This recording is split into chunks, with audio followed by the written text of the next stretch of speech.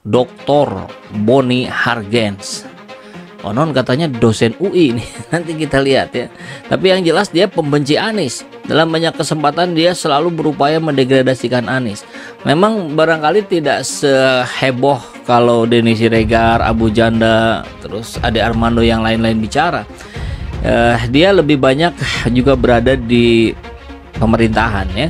Dia bergabung dengan pemerintahan Pak Jokowi sebagai relawan Jokowi juga dia tempo hari. Tapi narasi-narasinya kalau kita lihat banyak di media-media mainstream ya, di ILC, di Mata Najwa dan sebagainya. Ini selalu narasi-narasi yang mudah dipatahkan oleh lawan bicaranya. Nah, sekarang ini luar biasa lagi. Bukan saja dipatahkan oleh lawan bicara yang selevel ya. Biasa kan kalau di Mata Najwa, di ILC segala macam itu minimal setara lah gitu ya. Dari pendidikan dan segala macam. Ini di tangan satu orang netizen, rakyat jelata. Dia bikin live di TikTok. Kemudian semua yang dia ucapkan terbantahkan. Nggak tahu nih, setelah ini dia kapok nggak ya bikin live di TikTok? Atau live-nya di YouTube aja lah. Saya juga berani gitu adu pendapat dengan orang macam begini, Masya Allah ya. Baik, sahabat Ajatena semua, kita akan coba bahas. Ini bermula dari Twitternya Pak Munir. Dia menonton acara live TikTok ini. Kemudian saya cari di akun TikToknya. Walaupun saya juga punya akun TikTok, tapi saya jarang buka. Jadi tim saya yang buka. Saya cari nggak ada ya. Jadi konon katanya kalau live TikTok ya sudah aja gitu, nggak bisa muncul yang sudahnya. Konon katanya begitu. Jadi kita akan bahas dari sudut pandang Pak Munir ini. Munir Timur. Ini udah checklist biru ini. Berarti orang hebat juga ya. Kita coba lihat.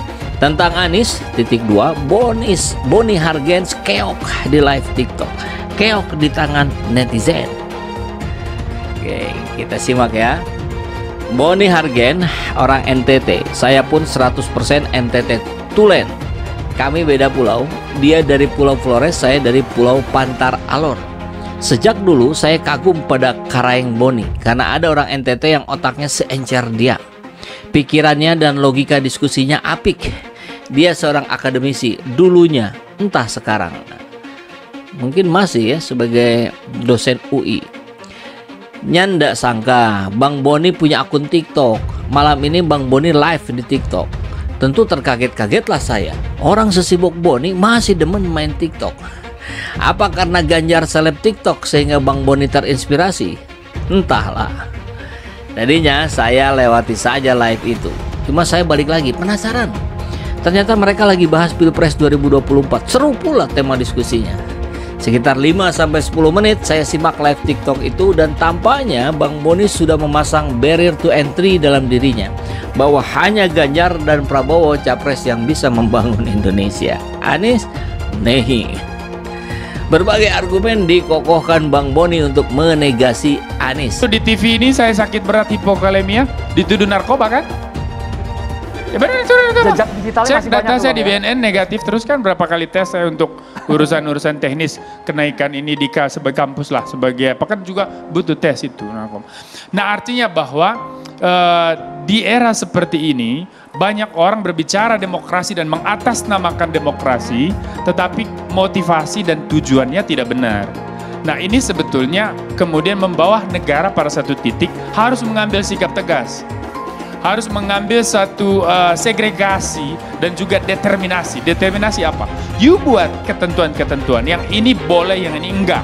Dan itu cukup di level negara, diterjemahkan ke dalam undang-undang. Nah bahwa konsekuensinya kemudian negara menjadi agak leviathan, agak sedikit galak, ya itu memang harus diterima. Bukan pengekangan, ini hanya sebuah paksaan untuk kembali ke jalur, kembali ke rel. Ini ibarat kata, kita dikasih lapak untuk berdagang, semua berkeliaran dagang di luar lapak. Jadinya mengganggu jalanan, mengganggu ketertiban umum. Nah kita ditarik ke dalam. Ketika dipaksa tarik ke dalam karena kebebasan ini sudah terlalu terbuka, itu dianggap pengekangan. Tentang Anies, Boni Hargens keok di live TikTok. Boni Hargens orang NTT, saya pun 100% orang NTT Tulen. Kami beda pulau, dia dari Pulau Flores, saya Pulau Pantar Alor. Sejak dulu saya kagum pada Karang Boni karena ada orang NTT yang otaknya seencer dia. Pikirannya dan logika diskusinya apik. Dia seorang akademisi dulunya, entah sekarang. Nyanda sangka Bang Boni punya akun TikTok. Malam ini Bang Boni live di TikTok. Tentu terkaget-kagetlah saya. Orang sesibuk Boni masih demen main TikTok. Apa karena Ganjar seleb TikTok hingga Bang Boni terinspirasi? Entahlah. Tadinya saya lewati saja live itu, cuma saya balik lagi penasaran. Ternyata mereka lagi bahas Pilpres 2024. Seru pula tema diskusinya. Sekitar 5-10 menit saya simak live TikTok itu dan tampaknya Bang Boni sudah memasang barrier to entry dalam dirinya bahwa hanya Ganjar dan Prabowo capres yang bisa membangun Indonesia. Anies, nehi. Berbagai argumen dikokohkan Bang Boni untuk menegasi Anies, mulai dari soal radikalisme, intoleran, khilafah, komitmen Anies terkait kontinuitas pembangunan yang digagas Jokowi, sumur resapan DKI, DP rumah 0 rupiah, intoleransi, dan soal kereta cepat Jakarta-Bandung. Saya lupa nama lawan debat Bang Boni, tapi fotonya sempat saya capture. Tapi sparring partner Boni kali ini lumayan encer otaknya, datanya pun lengkap. Malah dia tantang Boni adu-adu data. Bang Boni hanya mengernyitkan kening. Satu persatu dia koyak argumen Karaing Boni tentang Anies. Pertama, soal sumur resapan yang dibangun era Anies. Menurutnya sumur resapan itu bermanfaat bagi pengurangan debit air di permukaan. Ini sudah diuji coba para ahli di ITB. Silakan Bang Boni cek, sejak Anies gubernur DKI, banjir Jakarta tak separah era Jokowi dan Ahok. Era Jokowi dan Ahok banjir di Bundaran HI naik hingga menyentuh selangkangan. Sungguh ada benar juga si abang ini. Dari data jumlah RW tergenang di DKI menurut dari 390 RW pada tahun 2018 menjadi 290 RW pada tahun 2019 dan 169 RW pada tahun 2020 dan terus menurun di tahun 2022. Waktu surut kurang lebih 95%, genangan juga menurun dari 72 jam pada tahun 2018 menjadi 48 jam pada tahun 2019 dan 24 jam pada tahun 2020. Hal ini menunjukkan adanya peningkatan kinerja penanganan banjir di Jakarta. Jadi ada data keberhasilan penanganan banjir di Jakarta era Anies, terkecuali data-data ini tak ada sama sekali.